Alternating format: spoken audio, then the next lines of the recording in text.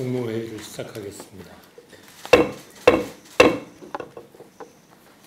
22대 국회가 개원한 지 2달이 지났습니다.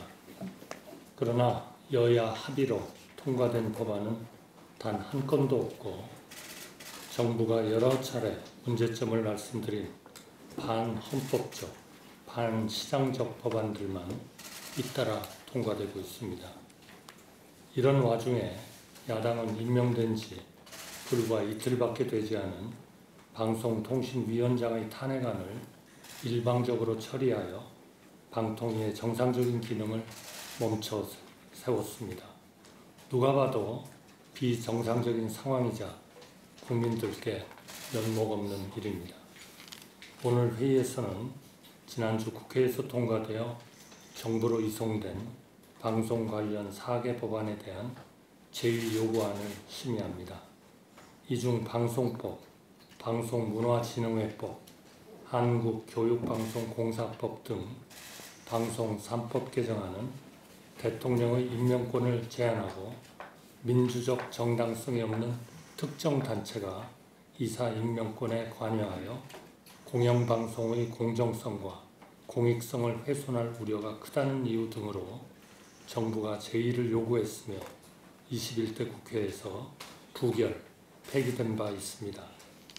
그러나 야당은 제2요구 당시 지적된 문제점들을 전혀 수정하거나 보완하지 않고 오히려 공영방송 사장의 해임을 제한하는 규정을 추가하여 헌법이 보장하는 대통령의 임명권을 더욱 침해하였습니다. 방송 관련 법안은 방송의 자유와 독립, 공적 책임과 관련된 중요한 내용을 담고 있는 만큼 사회적 공감대 형성과 충분한 합의가 필요함에도 또다시 문제점을 가중시킨 법률안이 수기 과정 없이 통과되었습니다. 야당의 입법 독주로 인한 악순환이 계속되고 있는 잡금의 상황에 대해 우려를 금할 수 없습니다.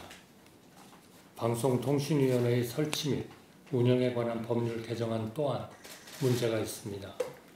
방통위 의사 정족수를 4인 이상으로 강화하게 되면 야당 측 2인의 불출석만으로도 회의 개최가 불가능해져 정파적 이해관계에 따라 방통위의 기능이 마비될 소지가 큽니다. 이는 정부 행정권의 본질을 중대하게 침해하여 삼권 분립 원칙에 반합니다. 지금 공영방송은 격변하는 미디어 환경 변화에 대응하기 위한 전면적인 체질 개선과 함께 독립성과 공정성, 공공성을 확립하여 국민의 신뢰를 회복해야 하는 중차대한 시기에 놓여 있습니다. 그러나 야당이 일방적으로 통과시킨 이번 개정안들은 공영방송의 변화와 개혁을 이끌기보다는 오히려 그간 누적되어 온 공영방송의 편향성 등을 더욱 악화시킬 우려가 크다는 지적이 많습니다. 이에 정부는 오늘 국무회의에서 진정 국민을 위해 공영방송이 가야 할 길이 무엇인지 숙고하며 본 법안들에 대한 국회 제의를 요구하는 안건을 심의토록 하겠습니다. 2024 파리 하계올림픽이 막바지에 접어들고 있습니다. 태극 전사들이 연일 전해오는 승전보는 더위에 지친 국민들께 청량제와도 같은 큰 기쁨이 되고 있습니다.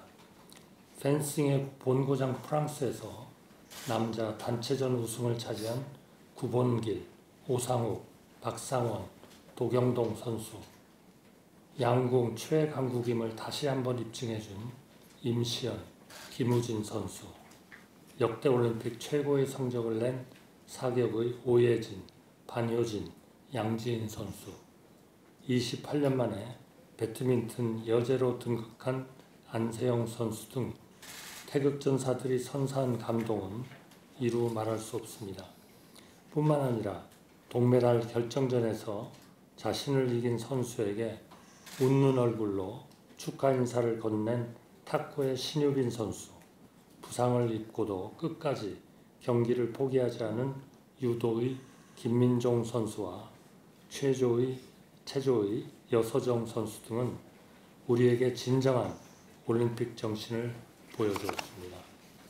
기대 이상의 성적과 페어플레이로 대한민국을 빛내고 있는 144명의 국가대표 선수들과 코치진, 그리고 현지에서 선수들을 돕고 있는 모든 분들께 우리 선수들의 선전을 끝까지 응원하겠습니다. 국민들과 함께 우리 선수들의 선전을 끝까지 응원하겠습니다. 하계 올림픽에 이어 8월 말부터는 2024 파리 패럴림픽이 시작됩니다. 특히 이번 패럴림픽에는 88년 서울 대회 이후 최대인 17개 종목에 83명의 우리 선수들이 참가합니다. 불굴의 의지로 신체의 한계를 극복한 우리 태극전사들이 최고의 기량을 발휘하며 국민들께 감동을 선사하기를 기원하며 문체부 등 관계부처의 아낌없는 지원을 당부드립니다. 최근 팀원과 위메프의 판매대금 미정산 사태가 발생하여 피해가 잇따르고 있습니다. 정부는 가용자원을 최대한 동원하여 소비자와 판매업체의 피해를 최소화하는 데 총력을 다하고 있습니다. 집단적 대규모 외상거래 방식의 영업 관행으로 인한 국민 피해가 재발하지 않도록 근본적인 대책도 강구하고 있습니다.